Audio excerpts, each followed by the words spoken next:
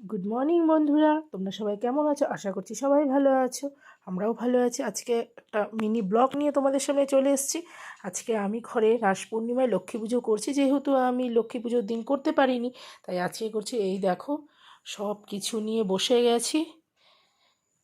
কালকে রাতে কিছু কিছু বাজার করে নিয়ে এসেছি, আর কিছু বাজার করা বাকি আছে। তো আমার বর বাজার করতে চলে গেছে। এই যে কাল রাতে আমি বাজার করতে গেছিলাম, সেই ছোট্ট ক্লিপটাই তোমাদের সামনে তুলে ধরলাম। এই যে আমার লক্ষ্মী মা, আমি ফটোতেই পুজো করব।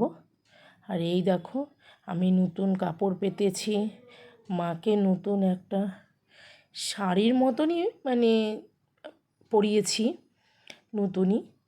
তো এখন আমি সব পুজোর কাজ করে নিব। আর এদিকে আমার বর, আমি ভালো আলপনা দিচ্ছিলাম না দেখে বলেই যাচ্ছিল। আসলে আমি অত সুন্দর আলপনা দিতে জানি না, যেটা সত্যি কথা।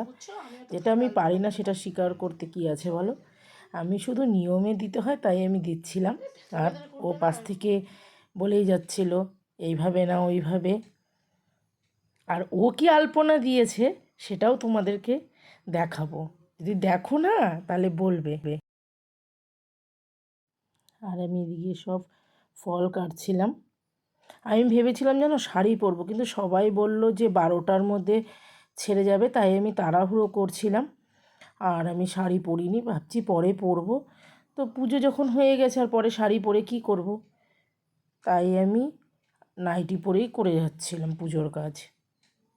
আমার খুব ইচ্ছে ছিল আজকে সাদা শাড়ি লাল পাড় পরবো, একটু সাজবো, কিন্তু আর হলো না। পরে শুনি 3টের সময় ছাড়বে পূর্ণিমা। আমার না সব ভিডিও আপলোড করতে লেট হয়ে যাচ্ছে, জানি না মোবাইলটা কী হয়েছে। মাঝে মাঝেই না ভিডিওগুলো খুঁজে পাই না, তাই আপলোড করতে লেট হয়ে যায়। এদিকে আমার প্রায় সব গুছানো হয়ে গেছিলো।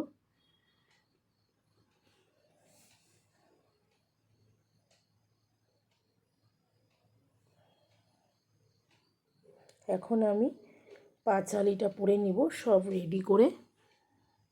আমার বড় উপোস ছিল, তাই আমরা পরে দুজনে অঞ্জলিও দিয়ে নিয়েছি।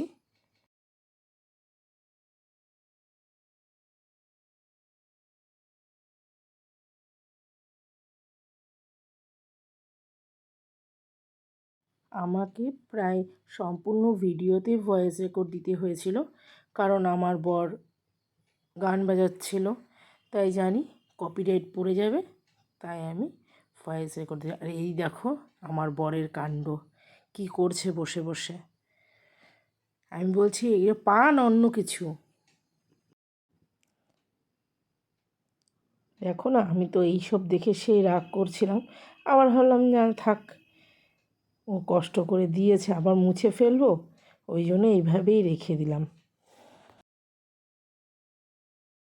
এই দেখো, আমার ঠাকুরের আসন সম্পূর্ণ সাজানো হয়ে গেছে।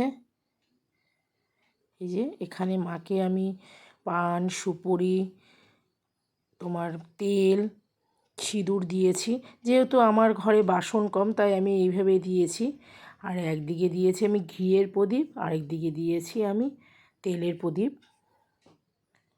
দেখো, জায়গা থাকলে আর বাসনপত্র সব কিছু থাকলে না ইচ্ছে করে যে না একটু বড় করেই করি।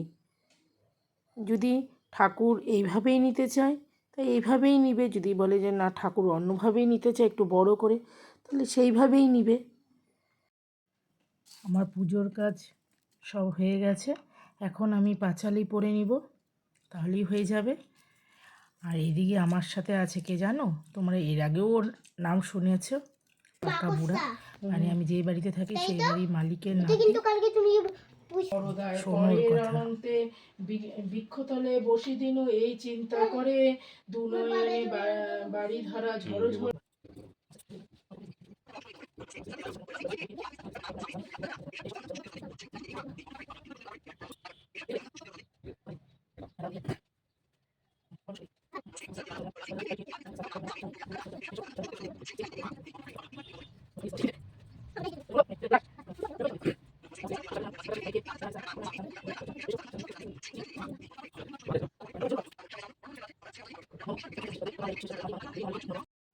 আমার পুজো শেষ হয়ে গেছে, এখন সবাইকে প্রসাদও দিয়ে দিয়েছি। তো আমার ভিডিওটা এই পর্যন্তই। তোমরা সবাই ভালো থেকো, সুস্থ থেকো, আর আমার টাটা।